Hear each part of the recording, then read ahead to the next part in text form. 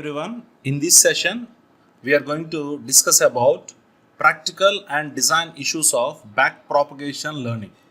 Okay, so here the first point is the actual performance of backpropagation on a specific problem is dependent on the input data, right? So we already know that. So in a backpropagation network, okay, we are going to use this backpropagation algorithm in a multi-layered feed-forward neural network. We know that in a multi-layered feed-forward neural network, we have input units, output units, and between these two, we have hidden units. So what exactly the author is trying to tell is, suppose if the input data or the input is poor, automatically the actual output will be poor, and when we compare that with the desired output or desired response, then automatically the error rate will be more.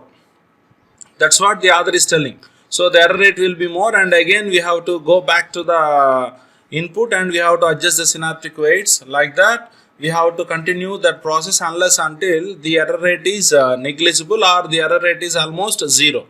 So what exactly the author is trying to tell is, if the input is poor, if the input data is poor, automatically the performance of the backpropagation may be degraded. Okay, that's what the author is trying to tell. That's why the actual performance of backpropagation on a specific problem is purely dependent upon the input data. Okay, but coming to the second point, backpropagation can be quite sensitive to noisy data. Backpropagation can be quite sensitive to noisy data. First of all, let us see what is noisy data. Noisy data is nothing but noisy data is a data with a large amount of unwanted data or irrelated information. Okay, noisy data is nothing but large amount of unwanted data or unwanted information or irrelevant information. So we call that as noisy data. So why this noisy data occurs? This noisy data may occur because of various factors. Some of them were because of the hardware failure, the noisy data may takes place, or it may takes place or it may occur because of error in the programming, or it may occur because of poor input, or it may occur because of spell mistake or error in the spelling, okay, etc. There are different reasons for occurring of noisy data. Okay, and coming to the third point, we need to use matrix based approach for backpropagation instead of mini batch approach. So here the idea is that instead of beginning with a single input vector x, we can begin with a matrix x. So that matrix x, we can use 2-dimensional or 3-dimensional, right? This is what the author is trying to tell regarding the practical and design issues of backpropagation learning. Next we are going to discuss about the problems that seem to be intrinsic to backpropagation. So coming to the first one, what it is saying is continuous learning. What it is saying is continuous learning problems. So here what we are going to do, so we are going to calculate the actual output once. Okay, and now we are going to calculate the error between the error is nothing but the difference between the actual output and the desired output.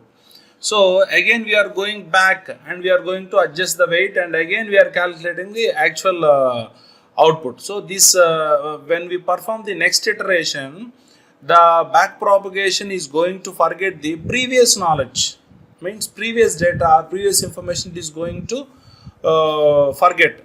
So that is the problem discussed here, right? Hope you have understood this, right? Next, coming to second one is modularity.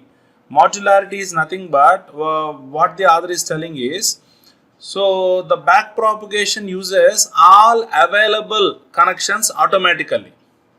Okay, and those connections were not clear and they cannot be removed. That's a drawback here. So what do you mean by modularity? Here the backpropagation uses all the available connections automatically, and those connections were not clear and they cannot be removed.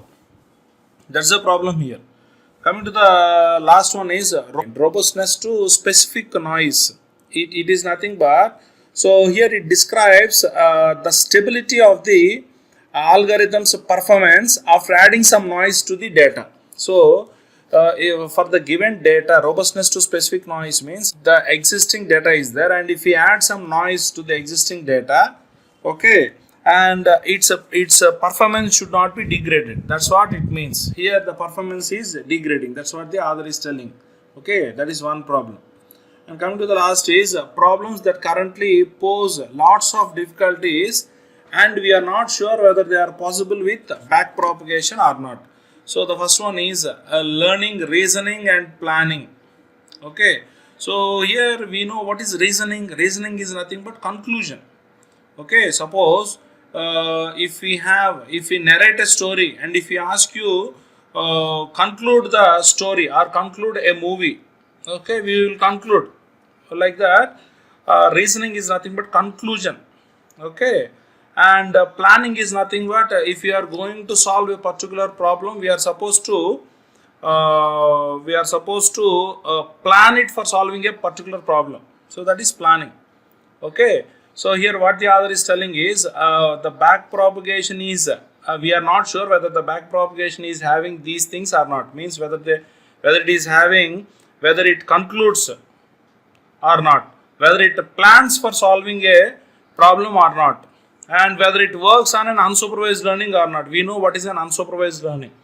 Okay, in unsupervised learning we don't have the input as well as the output. We will have only the input. There won't be any target output or any output labels will not be available here, that you know.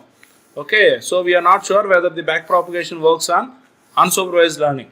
Okay, this is all about the design, the practical and design issues of back propagation learning, right? Hope you have understood, right? Thank you.